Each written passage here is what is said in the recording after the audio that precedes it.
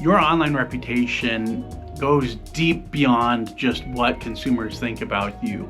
It goes into your visibility, and that's because of how Google ranks businesses. It goes beyond just what your website says or what any one piece of information that Google can collect. Google factors in so many different criteria, but online reviews play a big part in that. And so Google looks at nature of those reviews, whether they're generally positive, generally negative. Google also looks at how frequently you get those reviews. If they're coming in on a regular basis, that's a big positive signal. At the end of the day, Google is just a robot.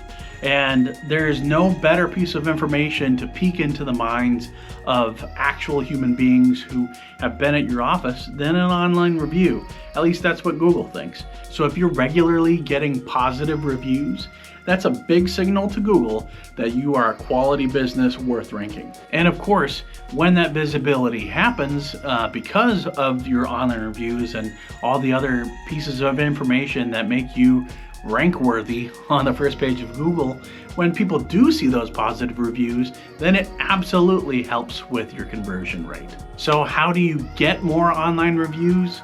Well, the answer is just whatever works, really. But I'm a big fan of building it upon relationship and communication.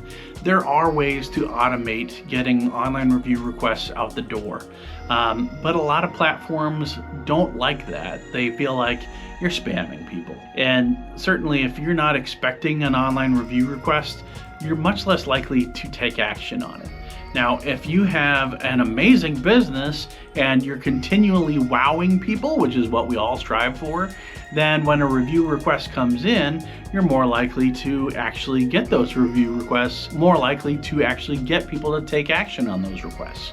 And they're more likely to give you a positive review. But if you're still growing in this process and you're maybe going through some changes as a business, then you might want to take a little bit of a different approach, selecting specific individuals to approach for an online review.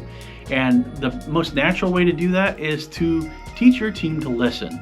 If a patient, if a customer is saying good things about you, then go ahead and ask them in the moment, gosh, that's such a great thing, that's such a great compliment. Would you be willing to share that feedback with us online in the form of an online review on Google or some other place? You don't have to get into specifics, but if they're saying good things about you, just ask them to share that with the world and tell them why. Tell them people don't often know that a dental office can operate this way, that the experience can be different.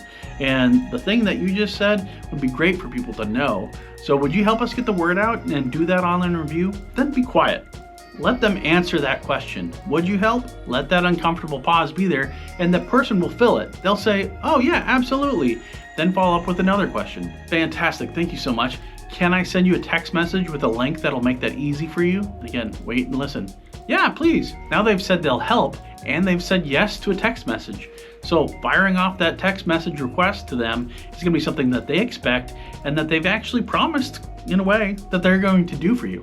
So that's going to be a request that is much more likely to generate an online review than just spamming every person who comes through your door.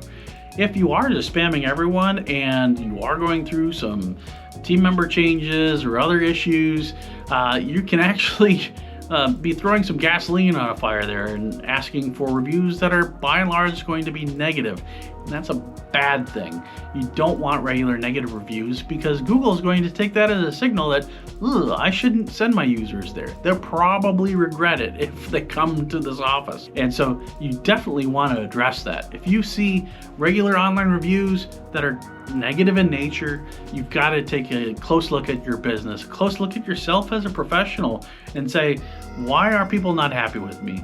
Am I promising something that's not something I can deliver?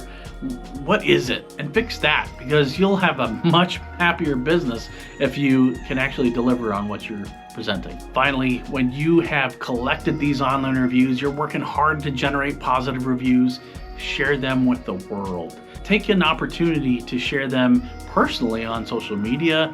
You can use them in just static social media posts.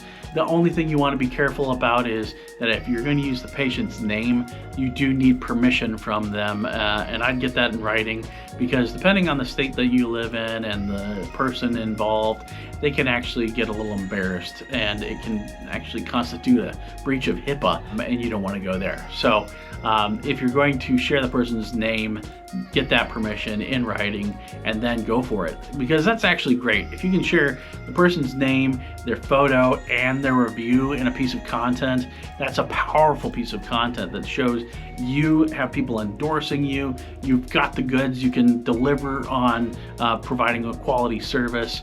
And if you attach actually content to that on your website, it's actually got some good local SEO value as well. So just leverage those reviews depending on the nature of them, like what they're about. You can do a lot of different things with that content, and it's stuff that you didn't even write. Patients wrote it for you.